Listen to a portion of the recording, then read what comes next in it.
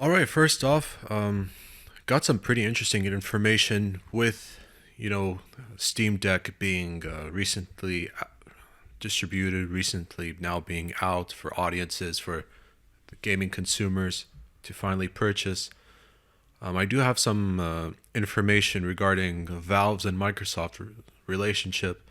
Now, speaking to Gabe Newell, who everyone knows is like the CEO, kind of like the face of the organization, in an interview with PC Gamer magazine, or excuse me, just PC Gamer, when asked if there's going to be like something similar to the Game Pass subscription service that Microsoft has regarding their gaming on Xbox and Windows, he simply said no, they're not going to create one of their own. But he did also say, I don't think it's something that we think we need to do ourselves, building a subscription service at this time.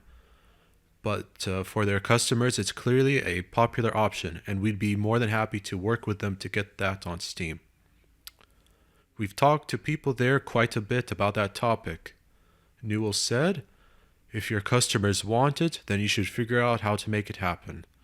That's where we're at. Okay, and yeah, and I can see that. I mean, I really do hope so, especially since Microsoft in recent years more than willing to publish and distribute a lot of their exclusive IPs to the Steam OS service. Obviously, the Forza, Halo, even like Gears, also like Battletoads, something called Quantum Break, Killer Instinct fighting game, Age of Civilization. So just some IPs that they own.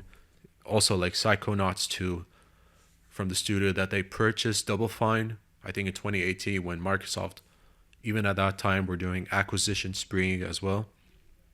Keep in mind that in Valve, they already have something like this as well with the EA Play subscription service. So it's the same idea, but like with EA Games IPs, whether it's like the Mass Effect or Dragon Age or Crisis, Battlefield, and so forth, Titanfall as well, that's on the service. Keep in mind that there isn't the Ubisoft Plus subscription service, but I think it's a great idea, and a lot of that obviously comes down to how much percentage each side makes in the negotiations in terms of revenue. Obviously, Microsoft continues to gain a lot of revenue for their Game Pass on their Xbox One, Xbox Series, Windows 10 platforms.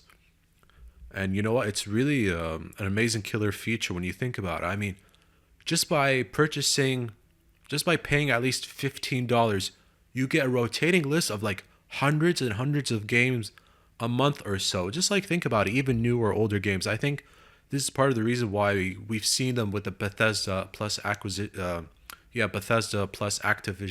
acquisitions in recent years, plus in recent months as well. And you know what?